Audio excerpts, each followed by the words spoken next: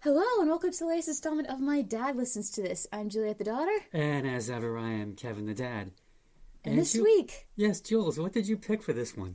Well, this episode might be our most controversial yet, ? Because I know Dad has some thoughts and feelings about this album. So I thought finally we'd rip the Band-Aid off and we'd make it known our opinions on the Beatles, Sgt Pepper's Lonely Hearts Club Band. So, Dad, what do we need to know about this album? Well, first, for those of you who need a Beatles bio, please refer to our very first podcast that we did on Revolver. Mm-hmm. And so, welcome to this episode where we tackle the world's... No, wait a minute. Make that the universe's greatest album ever conceived by the mind of man. Or so some would have you think. Now, what makes this the greatest album ever? Is it the music? The legacy? The drugs? The mustaches? Well, let's find out. Let's find out, shall we? So it's August 1966. The Beatles have stopped touring. George Harrison told Brian Epstein he was leaving the band, but was persuaded to stay when he was assured there would be no more tours. Good for George. The guys took 3 months off. George went to learn sitar under Ravi Shankar, Nora Jones' dad. Mm-hmm. John Lennon acted in the Richard Lester movie How I Won the War, and went to art galleries where he eventually met Yoko, I've never heard of the Beatles, Ono. Mm-hmm. Paul worked with George Martin on the soundtrack for the movie The Family Way, went to Kenya for some R&R with Mal, I'm Helping Evans, and tried If you've seen the Get Back documentary, you know exactly what we're talking about. And he also tried LSD, caving into pressure from John, George, and Ringo. After their dentist slipped it into their coffee once. Kind of a Tim Watley move there. Yeah. And Ringo spent time with his wife Maureen and son Zach. That's nice. Now, while flying back from Kenya, Paul came up with the idea for an Edwardian-era military band. Mal Evans was crucial in helping Paul come up with the band name, because they had these 2 little containers on their tray when it was time to eat, and one said S and one said P, and Mal asked Paul, what are those for? Salt and pepper, Mal. Oh. Hey, Sgt. Pepper. There we go. Oh, my God. Yes. In February 67, Paul suggested the concept should be the new album, and it should be a performance by the fictional band, thus allowing the Beatles to stop being the Beatles. For a little bit. Yeah. Be somebody else. Paul said the biggest influences on Pepper were the Beach Boys' Pet Sounds album, which Brian Wilson made in response to Rubber Soul, and Frank Zappa's debut album, Freak Out. Mm-hmm. But first, the band recorded 2 songs in November 66, Strawberry Fields Forever and Penny Lane. Now, these songs set the template for the upcoming album, as they were songs that could not be performed live. Yeah. Nowadays Back you can. then. Back then, no. Yeah. They were released as a double A-side single after EMI and Brian Epstein pressured George Martin for a single. In keeping with the band's approach to previously issued singles, the 2 songs were excluded from Sgt. Pepper, which George Martin said was the biggest mistake of his professional life. Really? He thought they should have been on it. Wow. Yeah. I disagree. But, yeah. Though both songs would eventually be on the Magical Mystery Tour album. There you go. There you go. The album was finished in April 1967. The music reflected what the Beatles were being influenced by during that period. Electronic music, vaudeville, Indian, classical, basically whatever they felt like. They just put it on there. But it was definitely Paul's baby. The other 3 loved the creative freedom of the project, but there were different degrees of enthusiasm with the concept. George wasn't crazy about the assembly line process of recording as opposed to Rubber Soul and Revolver. Ringo said his biggest memory of Sgt. Pepper was he learned to play chess. Huh. And John, there were reports that he was so happy, but Lennon later said he felt like he was going through murder. Wow. Yeah. The band took an acetate disc to Cass Elliott's flat in Chelsea, opened the windows, and cranked the speakers at 6 a.m. Now, the neighbors didn't complain because they realized, holy crap, new Beatles music. Oh, my God. Get a chair, sit down, we're going to listen to this. Yep. Now, as for the package, I think everyone's seen the cover or is familiar with it. Yep. Peter Blake and Jan Howarth designed the cover, the idea being that it's after the concert and the band is surrounded by the people who just watched it. The guys picked who they would want to have been there, except Ringo. He said whoever the other three picked were fine with him. John wanted Hitler and Jesus. George wanted Gandhi. EMI said no. I really hope him saying Hitler was him being facetious, but with him you never know. You never know. Well, I kind of think it was like let's see who I can piss off, or what can I actually get away with. Yeah. Now, when the guys contacted Mae West for permission to use her on the cover, her reaction was, what would I be doing in the Lonely Hearts Club? So they ended up writing her a personal letter saying they were huge fans and got her to change her mind. Wow. Now, as for Paula's dead references on the cover, there's quite a few. Mm-hmm. He's holding an instrument called a cor anglais. French. English horn? Yes. An instrument not usually associated with marching bands. It's also a woodwind and not brass. There are 3 strings on the yellow flower base. There's a Shirley Temple doll off to the right wearing a Welcome the Rolling Stones top. And speaking of whom, the Stones would come out with their kind of sort of Sgt Pepper type psychedelic album, Their Satanic Majesty's Request. But when you ask the waitress for Coke and she says, "Is Pepsi okay?" That's kind of what it is. They would soon make up for that with Beggar's Banquet. There's a hand over Paul's head as though he was being blessed before being buried. Now, it's tough to say who that hand belongs to. Really? Because there's a comedian named Izzy Bond, and it kind of looks like he's the one who's like waving. Mm-hmm. But there are also people who theorize that it's Stephen Crane, who's, if you're looking at the cover, he's to the left. Mm-hmm. And Stephen Crane died at an early age. I believe it was either 28 or 29 years old. Yeah. Wow, he missed the 27 club. Well, he wasn't a rocker. Now, the back cover had the album's lyrics, which was a first. Mm-hmm. But also, there's another band picture. This time, with Paul being the only one with his back to the camera. Yeah, everyone else is facing towards. And also, if you look at the Beatles' hands, they're spelling the word love. George has the L, John's making the V shape, and Ringo's meshed fingers make the E. All that's missing is the O, as in uh-oh. Oh, man. Anyway, each album included a postcard of Sgt. Pepper, Sergeant Stripes, and a fake mustache, so listeners could dress up? Play along, I guess. Anyway, the album was rush released in the UK on May 26th, ahead of the June 1st date. It came out in the US on June 2, and thus was born The Summer of Love, man. Rolling Stone compared the release of Sgt. Pepper as the closest Western civilization has come to unity since 1850's Congress in Vienna. And I don't know if they had a reporter there at the time. Maybe they did. Now, the Congress in Vienna was a diplomatic conference to reconstitute European political order after the downfall of Napoleon. Yep, so, as we saw in Oversimplified. So all of Europe getting along. Yep. And apparently someone from Rolling Stone was there. They went in the Wayback Machine. Sure. And like, wow, this is just like Sgt. Pepper, man. Anyway, this was art with a capital A, man. But not everyone felt that way. Ooh. Richard Goldstein of the New York Times hated it. Really? Except for A Day in the Life. Yep. Oh, well, that sounds very good. Yep. And Goldstein got reamed by anyone and everyone for dissenting. Did he have to step down or something? Oh, no. Oh. But he ended up writing a defense for his review in the Village Voice. Oh. But by 1968, others were getting on board in that the album was of its time.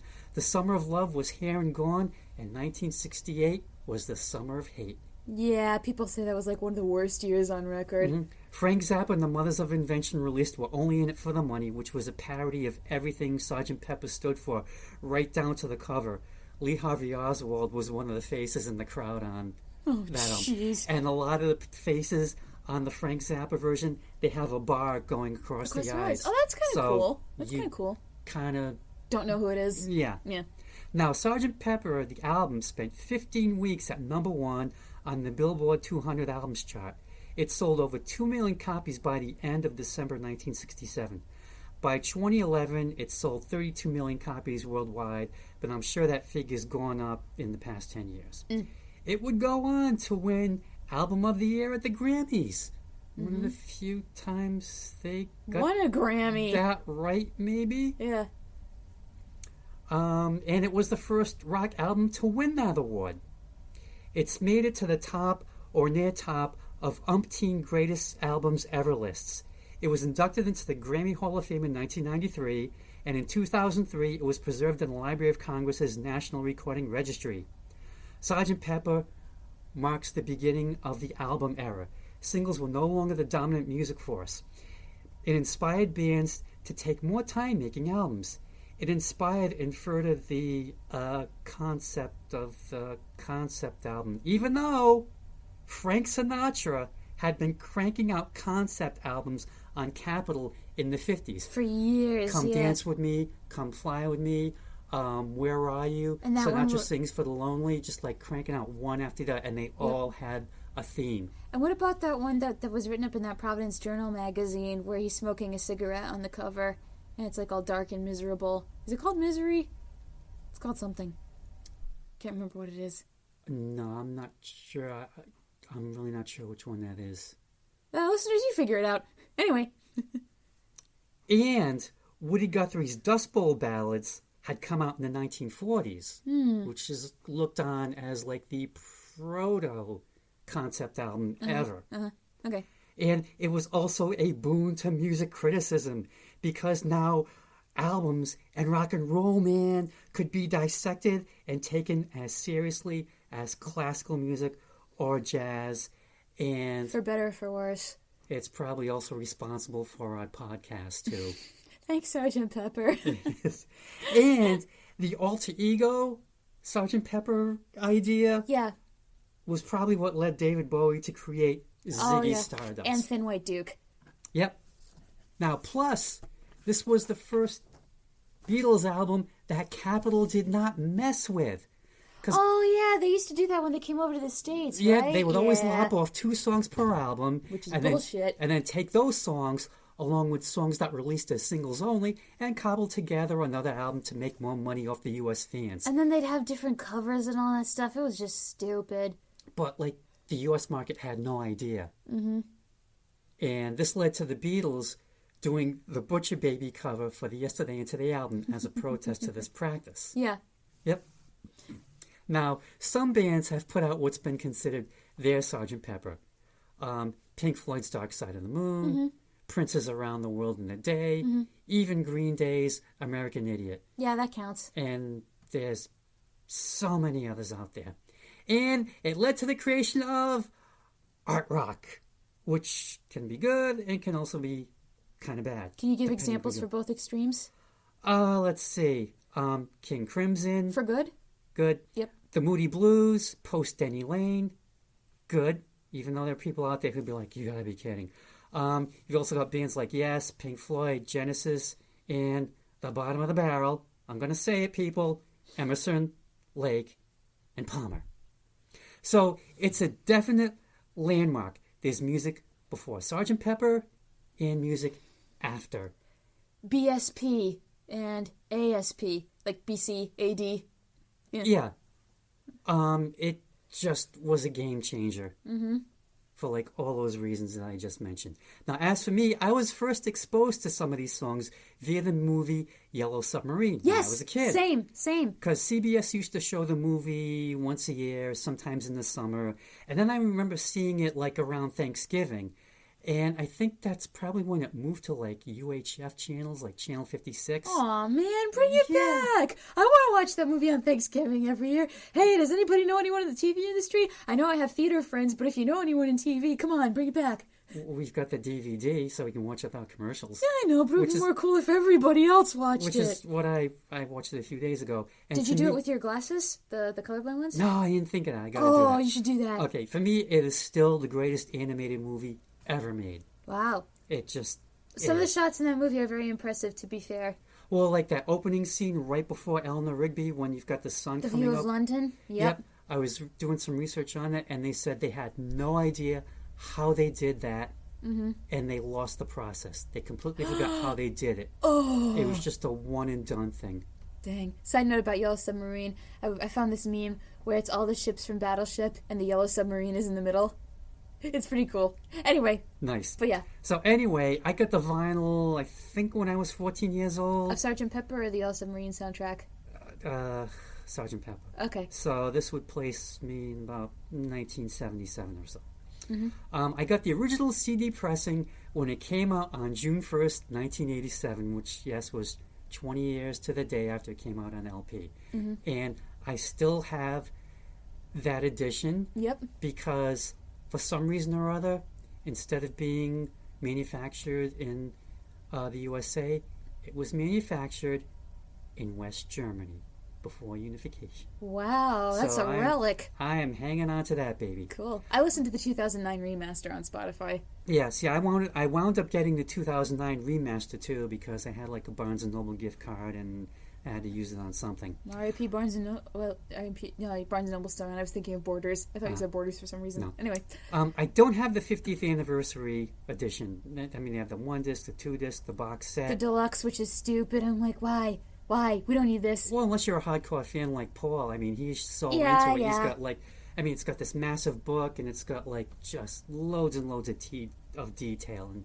you know, if you're a mega fan like he is, then go get it. You got to have it. Yeah. But I think I'm good. Yeah, me too. Now, after all that, we have to ask ourselves one question. Mm-hmm. Is this album really that great? Let's find out. Let's find out. All right. Okay. First track, Sgt. Pepper's Lonely Hearts Club Band. Okay, we know who came up with the name, and I think it's a very good name for a band. I also think I have a rather unique perspective on this album because when I hear the title track or even some of the other songs, I don't think of Sgt. Pepper. I think of the film Yellow Submarine as well, which is set in Pepperland. It's not just because they're recycled songs, though. It's also because we have George Martin's orchestrations in this album, which were exquisite in Yellow Submarine, and really tied the movie together, did it not, dude? Anyway, the opening number... It did. The opening number isn't my favorite. Sure, it's an iconic title track, but I prefer the reprise, when it's used for the concert's closing number, and it's a lot more happy with an upbeat tempo. As for the concept, I think it works well. You hear the orchestra tuning, audience members finding their seats, and occasional applause.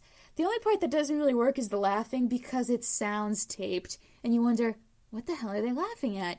You can't see, so we can only assume they're laughing at the brass players, which seems rather rude to me. Brass players are no joke. They have the most difficult embouchure, and they have lungs of steel because of it, so don't laugh at the orchestra, fake audience.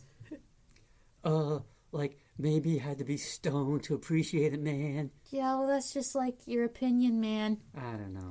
Anyway, this is the welcome song. Yeah. I don't know if that's like a Broadway thing. Well, that's the opening number. That's the term I use. Okay, so yeah.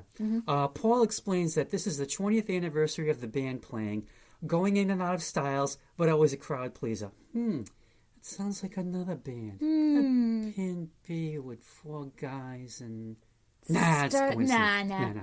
So we get a little brass attack, and then the chorus comes in, and it sounds a little rocking and, dare I say, a little funky, just a tad. Not enough. Just a little. So, okay, it's like they're working up this head of steam, and they're going to cut loose, and nope, they rein it in. Because, like, Paul is on the verge of his Little Richard voice to get us excited. Yeah, he is. But that doesn't last long either.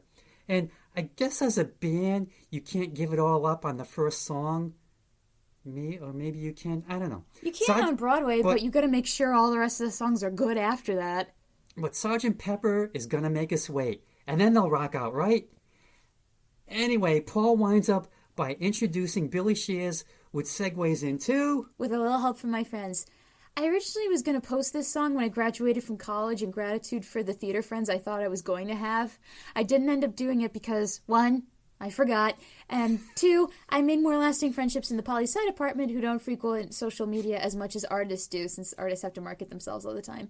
Anyways, I like it when Ringo gets to sing. Why? He's lovable, that's why! And they let him be the leader of this fake band, which shows how highly the other 3 thought of him.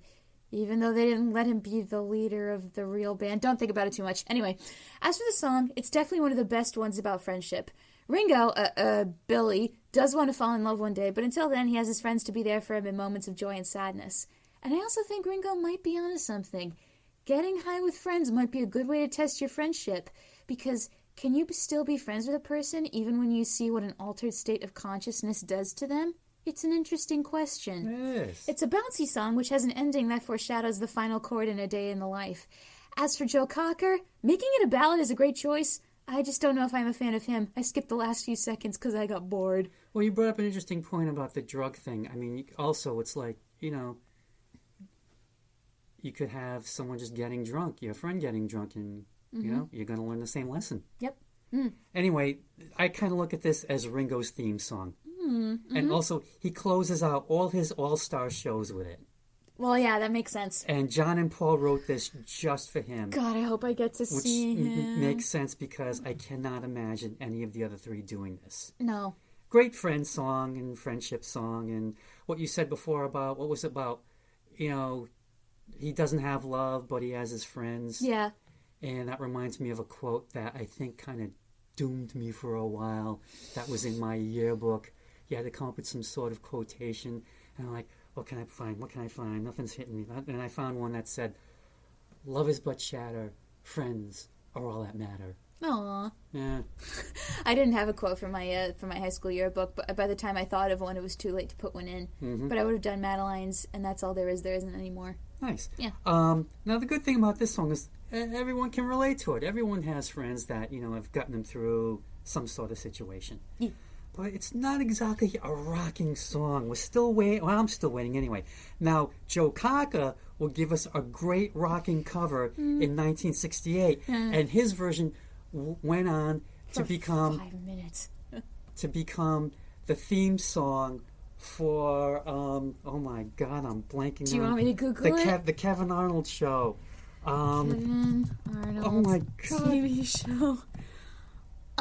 It's loading. Hold on. The Wonder Years? Thank you. Yes, The Wonder Years. You're I can't believe welcome. I blanked out on that. I mean, I only watched it when it was on TV.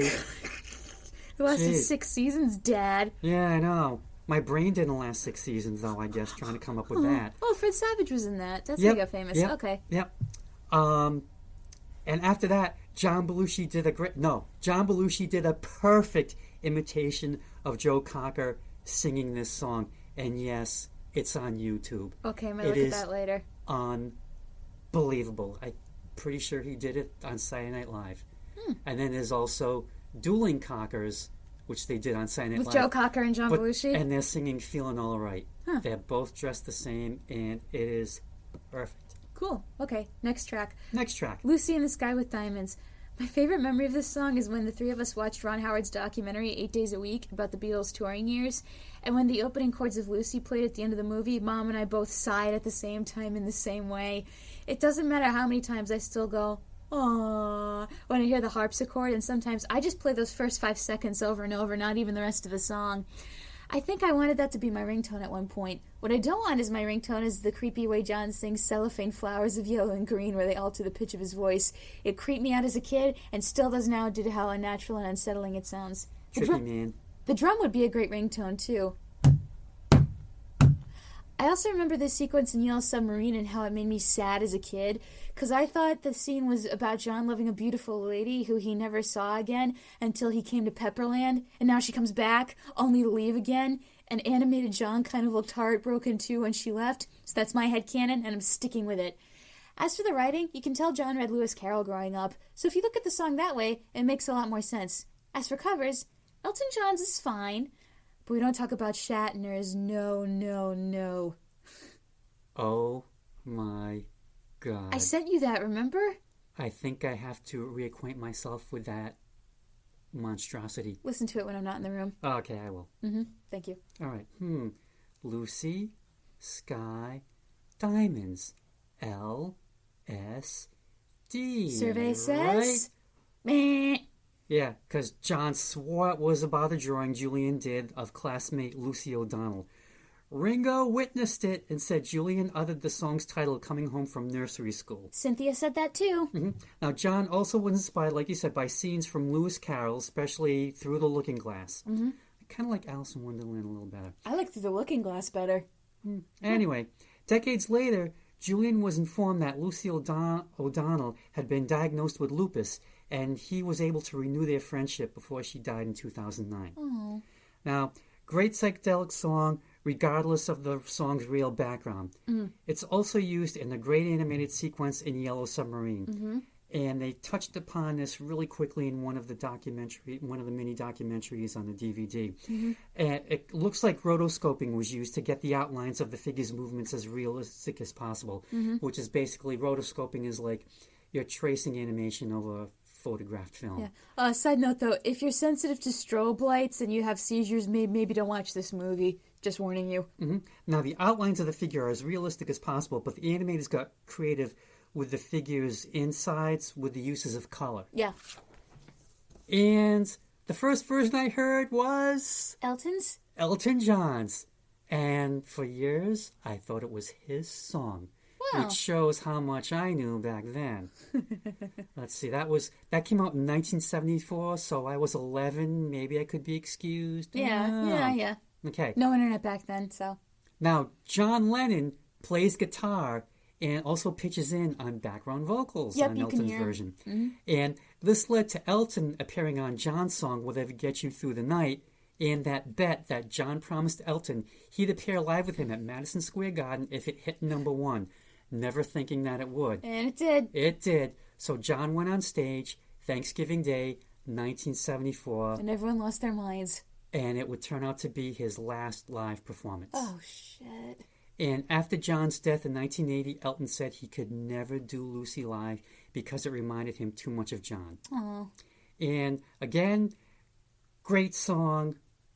Not really rocking, but great song. Mm-hmm. And this is going to be sacrilegious, but I like Elton's version a little better.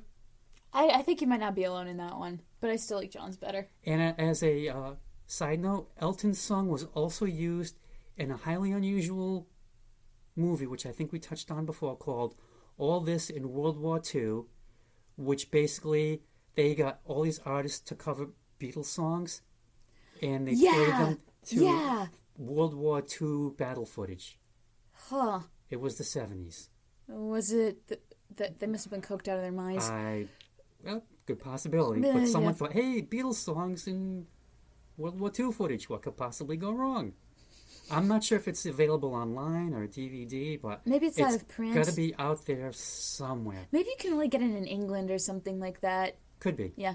Next track, Getting Better. So the first part of the song is relatable. Remember the adults who pushed you around as a kid? Well, they're gone now, probably dead, but you're still here, and you exist to spite them and spite God. I'm still here. No, I'm thinking of my teachers. Hi, Miss Rogers. Anyway, okay. And things are looking up now that you don't have to answer to those jerks. I'm sure having Paul McCartney's money would make you feel as happy as him, too. Then we get to the part about how he used to beat his woman, but promises, I've changed for you, baby. For you, I'll be a different man. It's a record scratch moment, like when Kaneki asks if Danny Zuko's girl put up a fight during summer nights. Tell me more. Did she put up a fight? Oh my God, I know that line. What's wrong with you, Kaneki? Yeah, anyway, everyone's thinking, what did he just say? So maybe listen to the first part of the song and skip the rest before it gets dark, or if you get triggered, you've been warned. Okay, you know what? You could mash up this song with Penny Lane. Mm-hmm. They're almost interchangeable. Mm-hmm. And Paul is optimistic. It's getting better. John is not, because in the background he sings, it can't get no worse. And for John... It could be worse. Huh? It could be worse. It could be worse, and for John it was. Yeah. He was the one who wrote the lyrics, I used to be cruel to my woman, I beat her and kept her apart from the things that she loved. Yeah, that sounds like John. In a 1980 Playboy interview, which I didn't read, but if I had, I probably would have just read it for the articles, really. Oh, sure. He said that he was that guy. He came clean and said, I will have to be a lot older before I can face in public how I treated women as a youngster. And wow, I'm sure that meant a lot to Cynthia after all the shit that she went through because of that man. And God. The thing is, he didn't live to be a lot older to come to terms. But I think if he had lived, he would have tried. And this came out, he definitely, yeah. I don't think he would have definitely tried. He would have succeeded. You got the sense that with Sean he was trying to, like, especially if you read the Philip Norman biography, you kind of read at the end of, like, how he realized, I can't keep doing this shit anymore. Not only because, it's a horrible thing to do to other people, but he realized, like, that being an asshole combined with living the rock star lifestyle of, not eating well, drinking too much, and doing too much drugs, he's like, my body's just really beaten up right now, and no one in my life is happy. Oh, shit, maybe I need to change. Well, I think he was definitely on a path of atonement.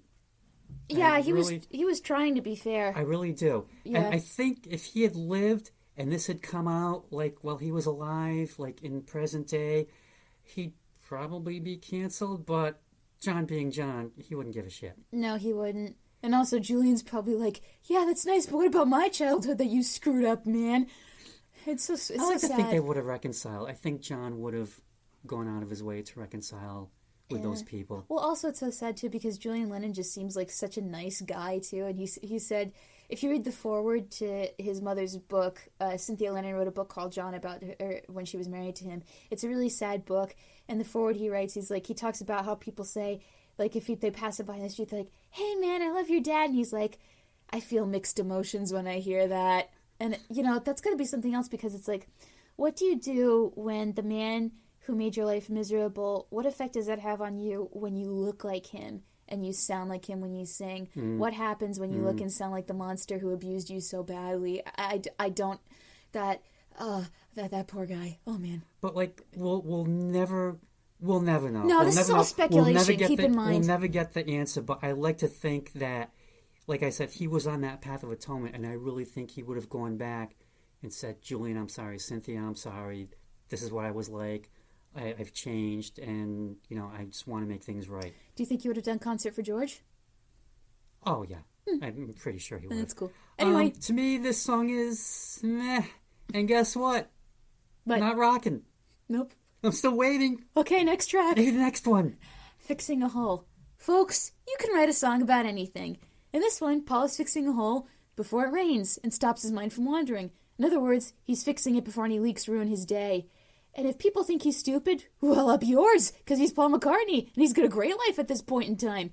But it doesn't feel boastful. He's kind of casual about this whole thing, like, yeah, I'm going to fix this door. What are you going to do about it? I'm a Beatle. I do what I want. He also calls out people who definitely aren't going to be invited inside the studio, which led to an interesting anecdote, because when I was Googling the lyrics, I found this story about this one fan Paul met who knocked on his door saying he was Jesus, and Paul said he invited him inside because he didn't want to take any chances in case it actually was the Messiah. And so it turns out the guy was pretty nice, and Paul invited him to a recording session where he just kind of sat quietly in the corner and watched. And the other guys were like, who's that? He thinks he's Jesus. Oh, kind of a lackadaisical song for when you need to turn off your brain, which sometimes you need. I hate to admit it, but after all these years, I get this song mixed up with Getting Better sometimes. Oh, I could see that. So that's a sign right there. Meh 1, meet meh 2. I mean, I know they both sound different, but for some reason, just one just flows into the other or backwards or whatever. I just get them mixed up sometimes. And I have a question. If you're really into tripping out and freaking out, why would you stop your mind from wandering where it will go? Maybe you're tripping responsibly, like, I'm only going to go so far. Maybe he knows his limit also. And then that could be, and then I'm going to plug up everything and be back to normal. Mm-hmm. But, that's how I feel about it too. Okay. Next track, She's Leaving Home. Did she leave yet? No, she's leaving right now. Oh, okay. She's out the door. Anyway, I remember in Elders React, which Dad watched yesterday, Elders React to Sgt Pepper, one of the ladies said, it's a sad one, she's leaving home. At the time it didn't mean that much, but now I can relate. First thing I have to say, that harp solo is beautiful, and I hope the Beatles counted their lucky stars that they got a producer with a classical music background because the arrangements of the instruments are gorgeous. The story is of a girl who runs away from home, and her parents wake up the next morning to find her gone, sobbing their eyes out as their daughter goes off with a man from the motor trade. This part almost sounds like Umbrellas of Cherbourg-esque, where Genevieve wants to be with Guy, who works as a mechanic and wants to open a gas station. In the chorus, Paul sings the higher part in an almost falsetto, and John comes in almost like Paul is singing as the emotional mother and John is the resigned father. I wonder why this piece isn't performed more for choir and orchestra. It would sound beautiful. Beautiful track. Now, supposedly this was based on some articles that were in some London paper about teenage runaways, and that's where Paul got the idea. But I listened to this, and it's like, I think they were trying to be the Kinks on this one. Really? I don't hear it.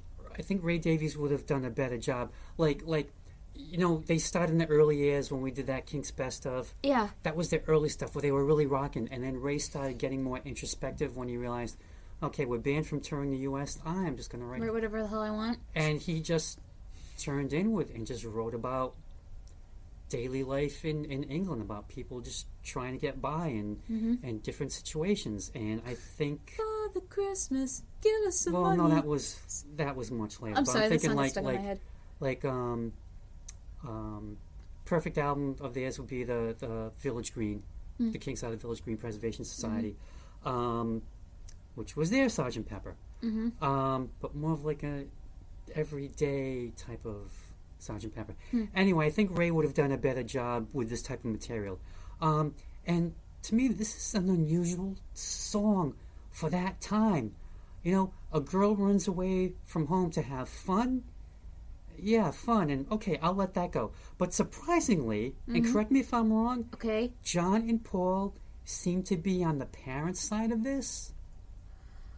Or they really sympathize with them. See, like I with- thought it was them like pretending to be the parents in this song. Like Paul's pretending to be the mother, and John's pretending to be the dad. Kind of like offering like the parents' feelings about this whole situation. That's how I interpreted it. That could be. Yeah. But it's like, yeah, she's leaving home. Okay, she's going to go off and she's going to finally live her life. And But it's like, you know... Well, they say she's finally free, so you could see with them siding with her in that little bit. Well, then, you know, they're also singing about we didn't know it was wrong and so on and so forth.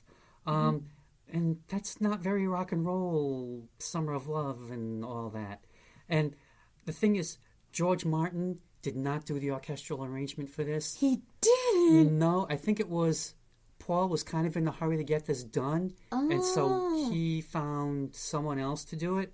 And George Martin wasn't too happy about that. No, I'm not happy about that either. It's good arrangement. Yeah, it's good, but I'm Now, still mad. the thing is, this song is 3.5 minutes long, but to me it just seems longer than that. No, I think it's fine. Not a good sign. I like this song. Well, you like this song, I just have a different opinion. All right, next. All right, next. Being for the benefit of Mr. Kite, I want to go to this circus, because this isn't a happy, happy, joy, joy circus. No, this is a weird circus based on the music. This circus has grit. It sounds absolutely zany, and I want to see, damn it. George Martin is also able to transport the sounds of an eerie fairground with an organ, so you feel as if you're there. And who's this circus for? Mr. Kite, of course, and it's going to be the best show ever. You can also hear how this song might have influenced other groups, like Queen with the Millionaire Waltz, or the waltz section of Chemical Warfare by the Dead Kennedys. And every time the song's over, I get sad, because I remember it's not real, and I can't actually go. So thanks, John Lennon. Well, it kind of gets a little almost like otherworldly spooky at the end. Yeah, and I want to go!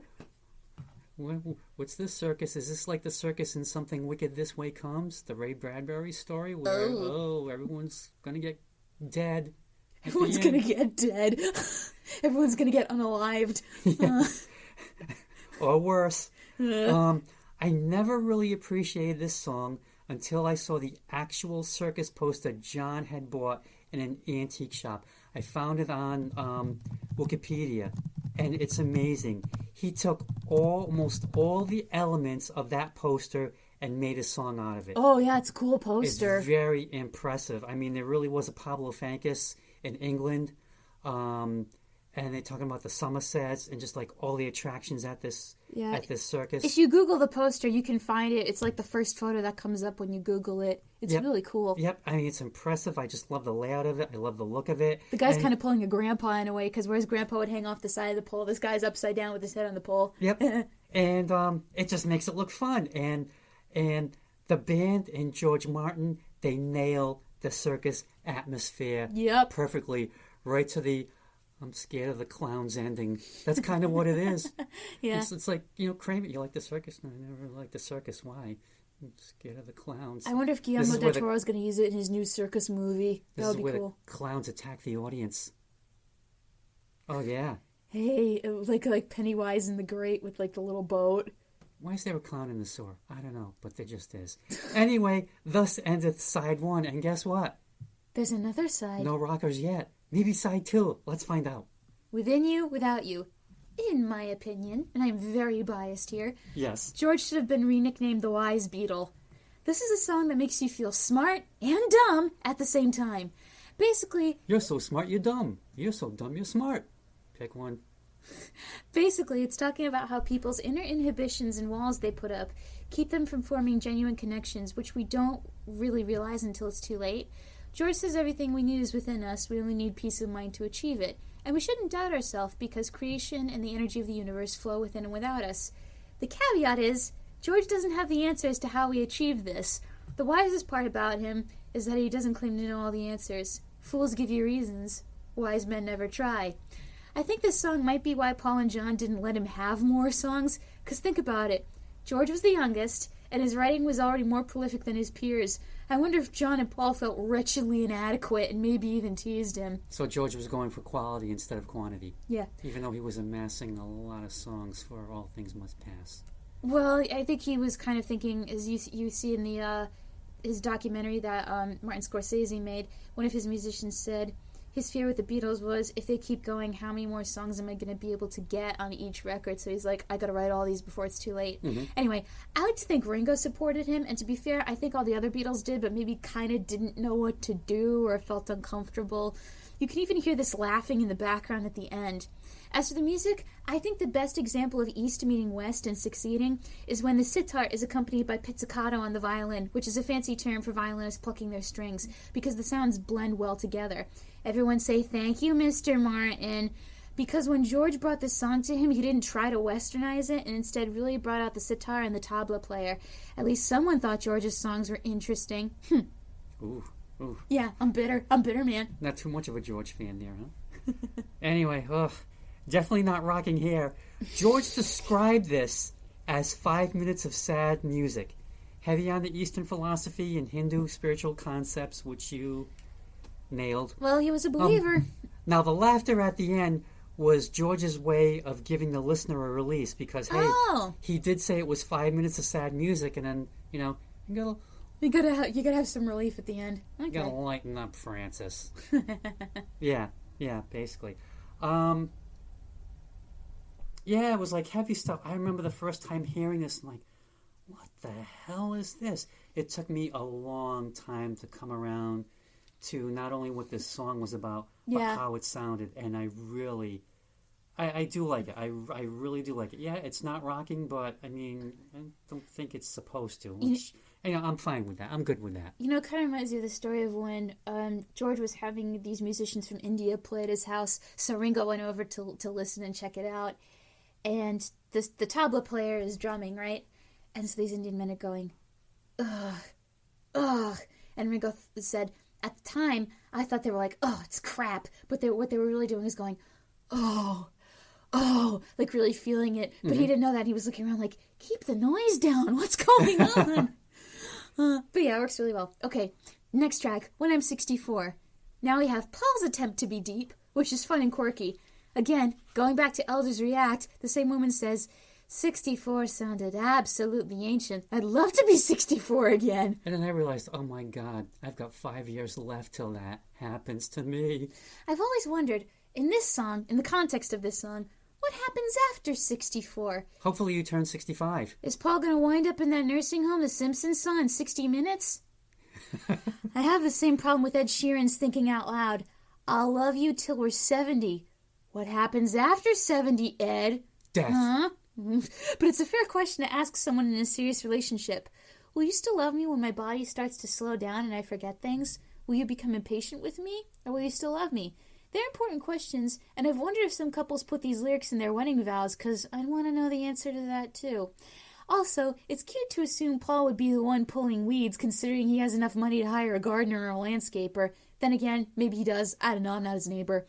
And I'm also going to bring up Yellow Submarine when they do the sequence in the film when the Beatles go through the sea of time and they all age. They also use this song to teach kids how to count. But I do love this song, especially Paul's little woo! Like, are we all having fun? And I know Paul seems to be happy at this point in his life now that he's over 64. Nice wife, kids, grandkids, money to provide them. Good for him. Now, believe it or not, Paul wrote this song when he was 14. Yeah, I know. Yeah. He requested that his voice be speeded up just a little to make him sound younger, which makes sense because every time I've heard it, I'm thinking, it sounds like him, but it doesn't sound like him. So it definitely sounds like his higher register, which speeding up your voice will do that to you. And the music is really polite. English music hall, I'm guessing. I'm not No, 100% I hear English music hall sure. more with Sgt Pepper. Okay. Maybe I would say more like pub music. Okay, we'll go with that. So it's not exactly rocking. And like you said, it was put to great use in Yellow Submarine.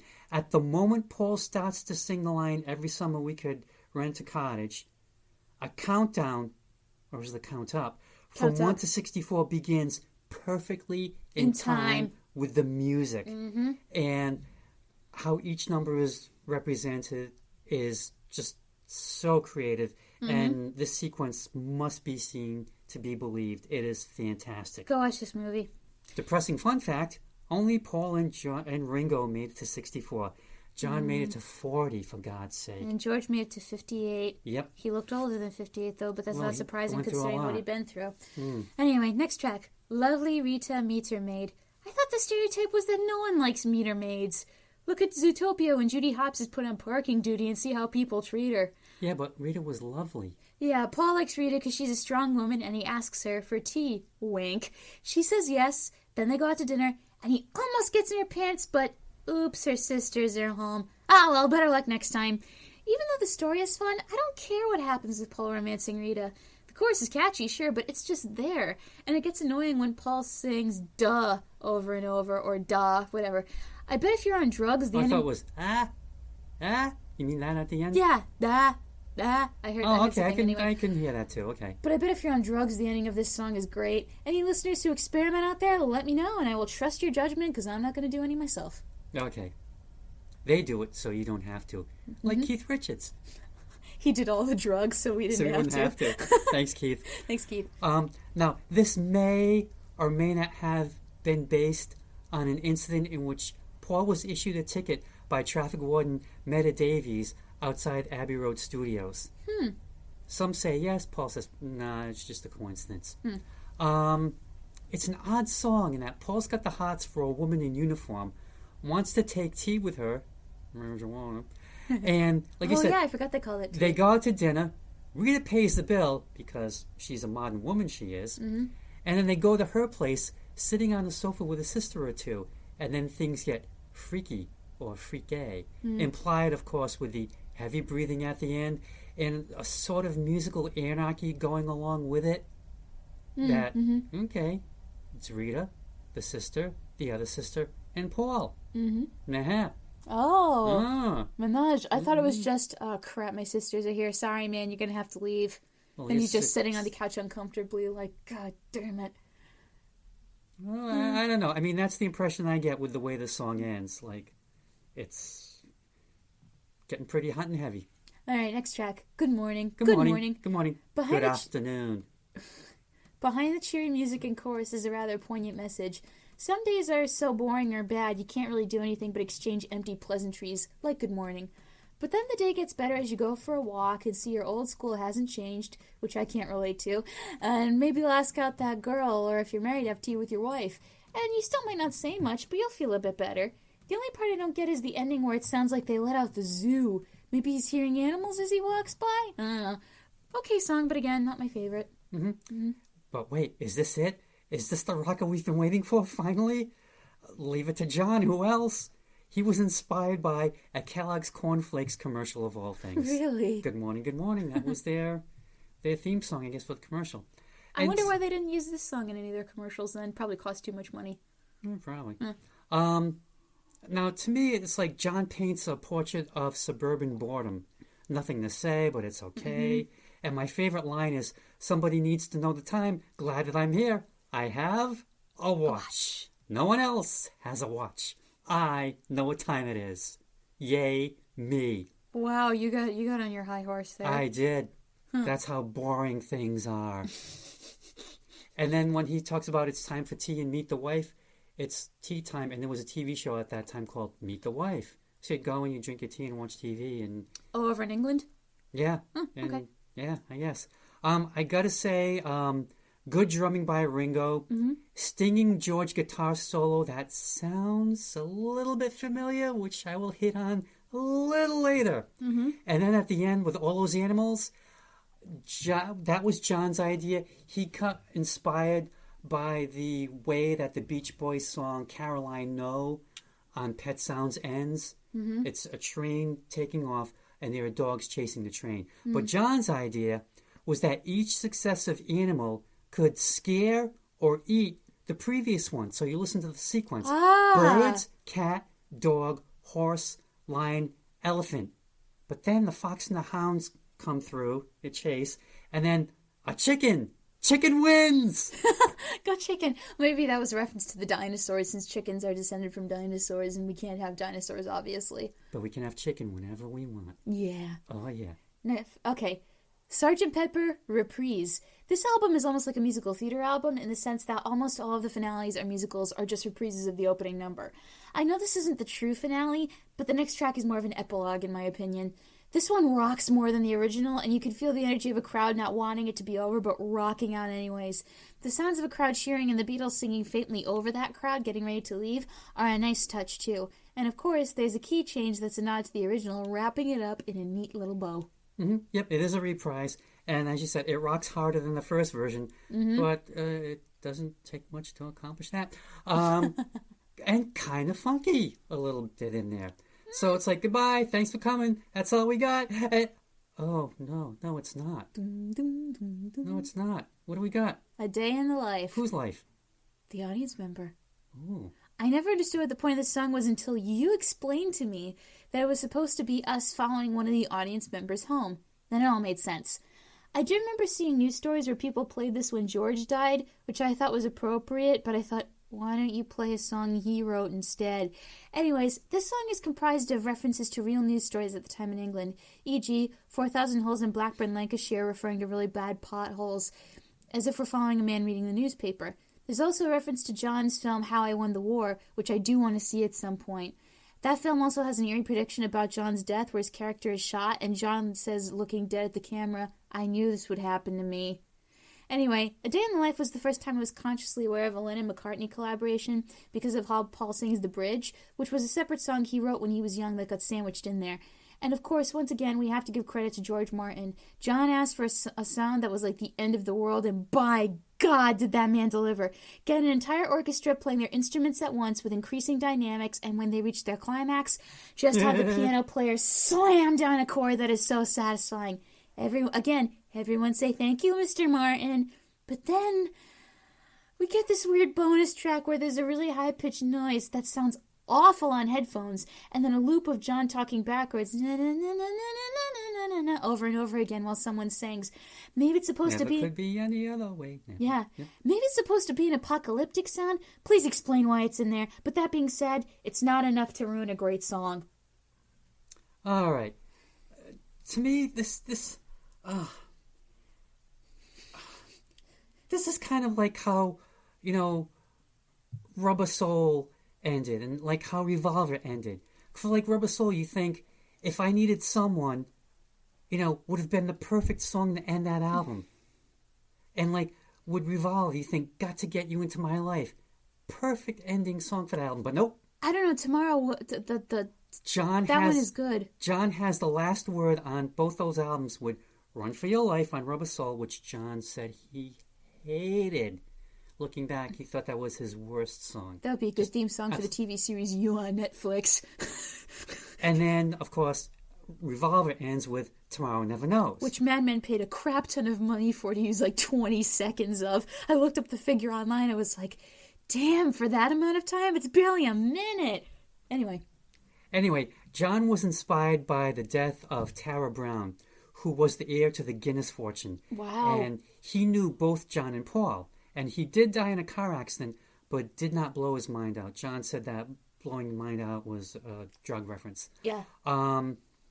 So we get that for 2 verses, and then we get Paul's middle part after the orchestral build-up, as he's recalling his younger days of got out of bed. Yeah. Dragged the comb across my head. And then he catches the bus. Yep. And that's it. To go to school, I guess. Mm-hmm.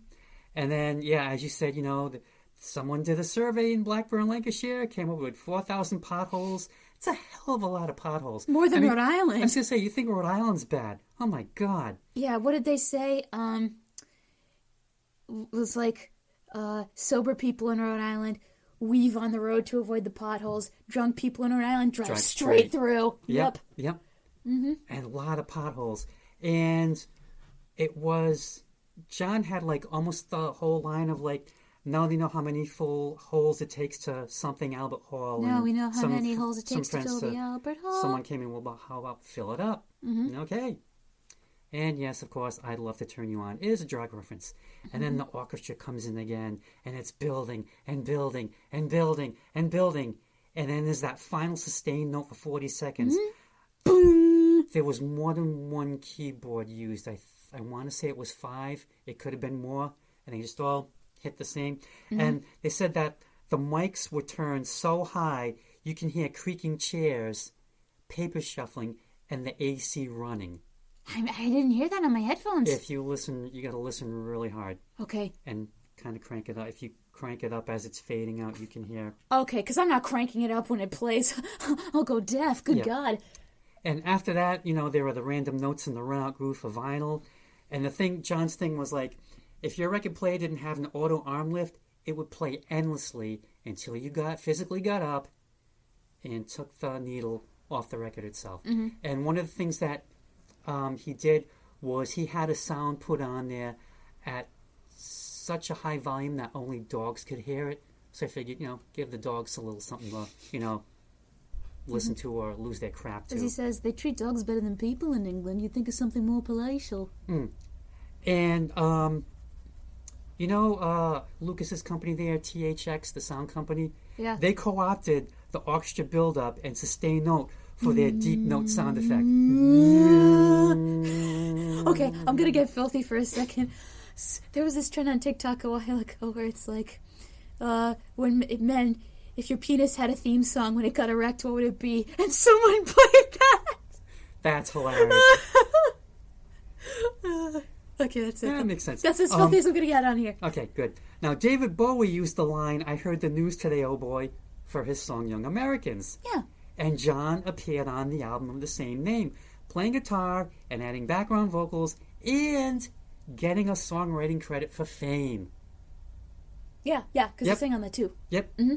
And I gotta say, Ringo, the drumming and his fills on this song are great. The man went all out on his track. Oh, yes, he did. And he just delivers. No blisters on his fingers this time, though. No, and it's like he just proves, I can when I want to, when I need to. Yeah. Shut up. Yeah. Yeah. I'm Ringo Starr. I do what I want. Yeah. And that's the album. All right. Overall, right.